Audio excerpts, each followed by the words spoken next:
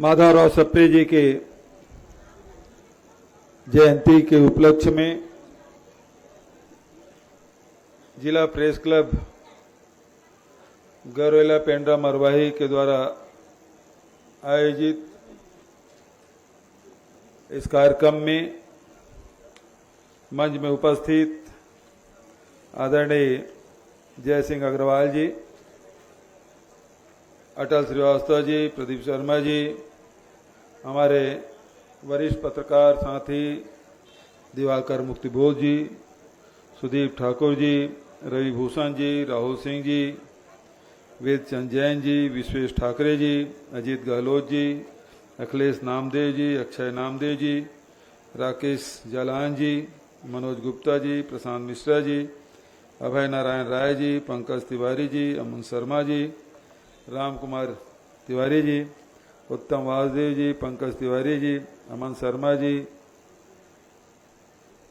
ओम प्रकाश जी, साहिद जी, आशीष जी और हमारे कमिश्नर साहब, आईजी साहब, एसपी, कलेक्टर और सभी अधिकारी कर्मचारीगण, हमारे इस जिले के सभी वरिष्ठ हमारे नेतागण जो मेरे सामने बैठे हैं, हमारे साथीगण, युवक कांग्रेस एनएसयूआई के लोग भी बड़ी संख्या में आए हैं और सभी गणमान्य नागरिक गण और प्रेस के सभी साथियों, उपस्थित देवियों, सज्जनों,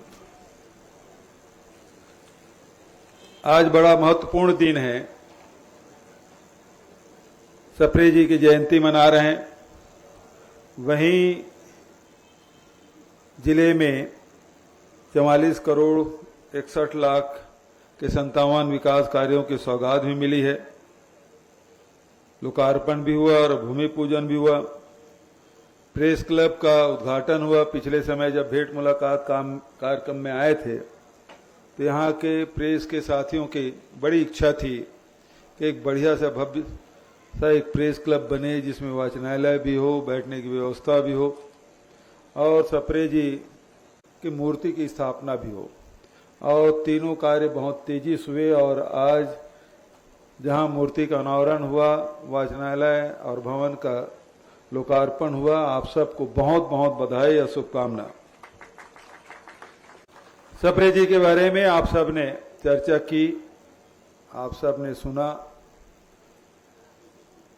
गौरेला पेंड्रा मरवाही जिला तो बन गया है लेकिन शहर अभी भी छोटा है और इस छोटे से शहर में 1900 में सप्रे जी आके यहाँ यदि रचना किए, छत्तीसगढ़ मित्र का प्रकाशन शुरू हुआ, टोकरी भर मिट्टी की रचना यहाँ की गई, तो एक बात तो स्पष्ट है, ये जो भूमि है वो साहित्य कार्यों के, पत्रकारों के लिए सबसे, हमारे छत्तीसगढ़ में सबसे पवित्र स्थल है जहां से इसके उद्गम हुआ। जैसे कि नर्मदा जी, सोन और उसके बाद हमारे अरपा, ये सब का यहाँ का पानी सोन में भी, नर्मदा में भी और अरपा का उद्गम स्थल। तो वैसे पत्रकारिता का भी उद्गम स्थल या हिंदी साहित्य की कहानी का उद्गम स्थल हमारा ये गौरेला पेंड्रा मरवाही है। तो देखिए कितनी बड़ी बात। एक तरफ जो हमारी भारत की संस्कृति है वो नदियों के किनारे ही विकसित हुई।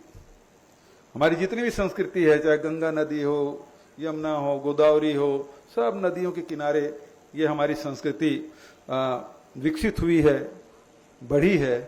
और ये वो नगरी जहां अरपा का उद्गम स्थल है और जहां हिंदी साहित्य की पहली कहानी की रचना यहां हुई है, तो ये उसका भी उद्गम स्थल है। तो इस ऐसे पावन स्थल में आके, और मुझे तो इसलिए भी बड़ी प्रसन्नता है कि इसके पहले दो मुख्यमंत्री हुए, आप ही क्षेत्र के विधायक मुख्यमंत्री थे लेकिन जिला नहीं बन पाया। ये मेरे लिए सौभाग्य की बात है। जब भी गौरेला पेंड्रा मरवाही का इतिहास लिखा जाएगा उसमें कहा जाएगा जिला यदि बना तो कांग्रेस के शासन काल में, और उस समय हम लोग, जय सिंह यहाँ के प्रभारी मंत्री थे और मैं उस समय मुख्यमंत्री के रूप में मैंने इसको बनाया। जोगी जी ने भी कहा कि मैं भी बहुत प्रयासरत रहा था, लेकिन सौभाग्य भूपेश को मिला कि इसको जिला बनाया।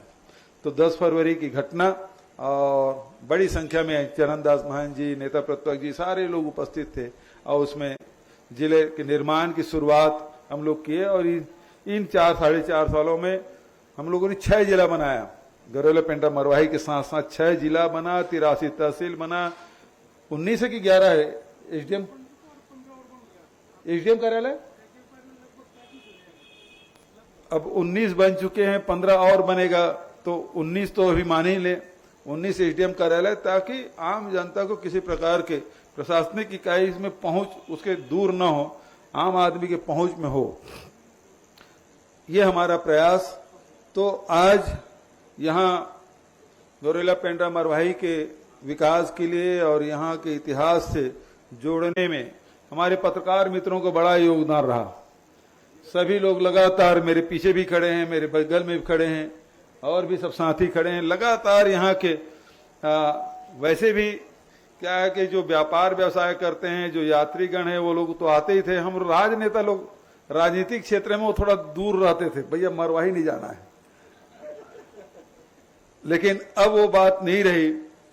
अब जहां धार्मिक कारणों से भी और ऐतिहासिक कारणों से, और साथ ही यहाँ की जो प्रकृति ने बहुत उदार होकर जहाँ की खूबसूरती को बिखेरा है, तो उसके लिए पर्यटन के विकास के लिए निरंतर हम लोग प्रयासरत हैं। तो जितने भी आप लोगों ने बताया है, सब कलेक्टर को भी निर्देश कर दिया गया है, पर्यटन विभाग को भी निर्देश कर दिया गया है।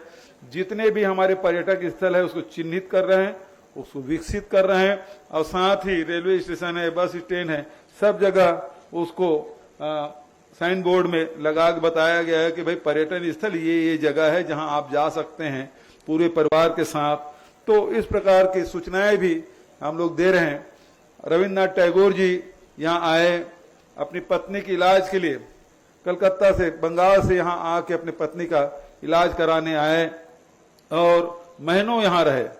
तो सारे स्मृतियों को हमारे पत्रकार लोग संजोग रखे थे, और जब भी मुझसे चर्चा होती इसका उल्लेख जरूर करते थे। तो आज एक जो उनका सपना था माधवराव सप्रे से जुड़े हुए, उसको साकार करने में हमें सफलता मिली। तो मैं पुनः पत्रकार साथियों को बधाई देता हूं, शुभकामना देता हूं, और उसके साथ साथ मैं इसलिए भी धन्यवाद देता हूं कि आज साहित्यकारों को भी और पत्रकारों को दोनों को यहाँ लाए। मैं सभी पत्रकार और साहित्यकारों को नमन करता हूं कि कोई रांची से, कोई कोच्चि से, और अन्य हमारे प्रदेश के लोग तो आए हैं, दूसरे प्रदेश के लोग भी यहाँ आए हैं।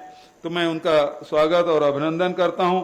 साथ ही हमारी कोशिश कि चाहे वो जोजा वाटरफॉल हो, चाहे राजमेरगढ़ हो, चाहे समुद्रलाई हो, शिव घाट हो, लखन घाट हो, गंगई नेचर कैंप हो, चुन्हादई हो, भैरवा पथ हो, आदि शक्ति मंदिर है, ताराखार वाटरफॉल है, जलेश्वर महादेव है, ये सबको हम लोगों को विकसित करना है। क्योंकि अमरकंटक सबसे ज्यादा हमारे छत्तीसगढ़ के लोग जाते हैं। तो ये जो पूरा क्षेत्र है उसको पर्यटन के रूप में विकसित यदि करेंगे तो निश्चित रूप से यहाँ के खूबसूरती को लोग देखेंगे भी, समझेंगे भी, यहाँ के लोगों को रोजगार भी मिलेगा। और छत्तीसगढ़ में पर्यटन को बढ़ावा देने के लिए निरंतर हम लोग प्रयास कर रहे हैं। और अभी अब पत्रकार मित्र आए हैं, तो मैं तो पहले हनुमान जी की पूजा अर्चना करके यहाँ आने वाला था, लेकिन हनुमान जी ने कहा कि पहले पत्रकारों के बीच में जाओ, उनका कार्यक्रम पहले करो। तो हेलीकॉप्टर वहां नहीं उतरा, मैं सीधा यहाँ आया। और आजकल हनुमान जी बड़ी चर्चा में है। अब हनुमान जी से ऐसे ऐसे शब्द बुलवाए जा रहे हैं जो हनुमान जी की भी कल्पना नहीं कर सकते। तो आज जो क्रोनोलॉजी है उसको समझने की आवश्यकता है। पहले जो हमारे मर्यादा पुरुषोत्तम राम, उसको युद्धक राम के रूप में प्रस्तुत किए, वर्षों तक के उसको देखा। अब हनुमान जी कैसे किया जाए, तो आजकल गांव-गांव में, शहर में एक झंडा लगा रहता है, और झंडा में काले और लाल रंग के कुछ तस्वीर उकेरा गया है। वो हनुमान जी बता रहे हैं इसको। और वो लगता है कि एक पिक्चर आई थी एंग्री बर्ड। हनुमान जी जो शांति के, जो शक्ति के और भक्ति के, ज्ञान के वो पुंज हैं। सब लोग उसका नाम लेते हैं। जिसको ज्ञान चाहिए वो हनुमान जी से मांगते हैं, जो शक्ति चाहिए तो उनको हनुमान जी से मांगते हैं, भक्ति है वो हनुमान जी को अपना आदर्श मानते हैं। अब ऐसे को एकदम एंग्री बर्ड बना दिए। तो एक तो युद्धक राम बनाया मर्यादा पुरुषोत्तम राम को, और हनुमान जी को एंग्री बर्ड बना, आंखें लाल लाल। अब जो पिक्चर आई है उसमें तो भाई ऐसा है कि जो शब्दों का चयन हुआ है, रामायण में या वाल्मीकि रामायण हो, तुलसी की रामायण हो, या यहां तो 1 दर्जन से अधिक रामायण लिखे गए हैं पूरे देश भर में, लेकिन मर्यादा किसी ने नहीं लांघी। मर्यादा का हमेशा ध्यान रखा गया है। बहुत सारे हमारे 10 अवतार कहे जाते हैं, लेकिन भगवान राम को ही मर्यादा पुरुषोत्तम कहा गया है, दूसरे को नहीं कहा गया है। अब वहां मर्यादा की लांघ दिया गया है। तुम्हारी आग, तुम्हारी तेल, तुम्हारे पता नहीं क्या क्या शब्द है। अब ऐसे शब्दों का प्रयोग यदि हनुमान जी द्वारा कराया जाए तो निश्चित रूप से ये क्रोनोलॉजी है जो धीरे धीरे, जो राम दरबार में जो तस्वीर हम देखते हैं, जो राजा वर्मा ने जो तस्वीर बनाई, जब रंगील तस्वीर आई, वो आज तक के घर घर में पहुंचा है और उसको हम लोग बहुत श्रद्धा से उसकी पूजा करते हैं। लेकिन आज हमारे आदर्शों को, हमारे आस्था के साथ किस प्रकार से खिलवाड़ किया जा रहा है, ये देखने की बात है। इसीलिए हनुमान जी ने मुझे पत्रकारों के बीच में पहले भेजा ताकि आप लोग भी लिखे पढ़े कि ये क्रोनोलॉजी क्या है, इसको समझने की आवश्यकता है। तो आज किस प्रकार के समाज के मनोदशा को किस प्रकार से डाइवर्ट किया जा रहा है धीरे धीरे धीरे धीरे, ताकि भगवान राम कभी गुस्सा नहीं किए।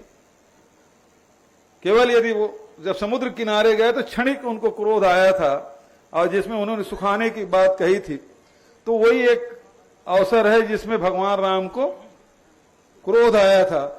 अन्यथा आप देखेंगे इनके झंडों में हमेशा युद्ध के लिए तत्पर राम दिखाई देते हैं, जबकि हमारे राम कौशल्या के राम हैं, हमारे राम सबरी के राम हैं, हमारे राम वनवासी राम हैं, और हम सबके तो भांचा राम है।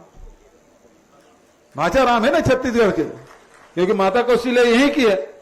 अब उसके बारे में इस प्रकार से कहा जा रहा है तो निश्चित रूप से हम लोग तो निंदा किए ही हैं, और इस प्रकार के जो लेखन किए हैं, पटकथा लिखे हैं, उनको सद्बुद्धि दे भगवान। और जो इस प्रकार के षड्यंत्र कर रहे हैं, क्रोनोलॉजी बना रहे हैं, उसको भी देखने और समझने की बात है। तो कुछ मांगे हमारे पत्रकार साथियों के द्वारा की गई है। तो सबसे पहले जो आप सप्रे जी के नाम से गेट बनाना चाहते हैं उसकी मैं घोषणा करता हूं। दूसरा, इसको नगर पालिका बनाने की बात, किसको नगर पालिका बना रहे हैं? दोनों को। वो पिछले समय कुछ गड़बड़ हो गया था, मैंने घोषणा तो कर दी थी, है ना।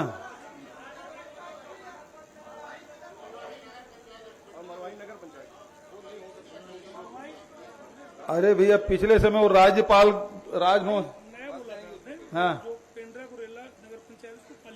अच्छा, उसको पालिका बनाना है। मैं समझता राजभवन से आपत्ति नहीं होगी तो मुझे बनाने में कोई तकलीफ नहीं है। ठीक है, तो इसकी घोषणा भी करता हूं। साथ ही पत्रकार लोग कुछ कॉलोनी वगैरह बनाना चाहते हैं तो एक समिति बना ले, रजिस्टर्ड समिति बना ले, उसके नाम से भूखंड है आपके पास? है तो फिर बनाने में कोई तकलीफ नहीं है, तो उसको विकसित भी कर देंगे पत्रकारों के लिए। तो आप सबको बहुत बहुत बधाई और शुभकामना देते हुए अपने वाणी कहीं विराम देता हूं। धन्यवाद। जय हिंद, जय छत्तीसगढ़। वैसे आज राहुल जी के भी जन्मदिन है, उनको भी बधाई शुभकामना।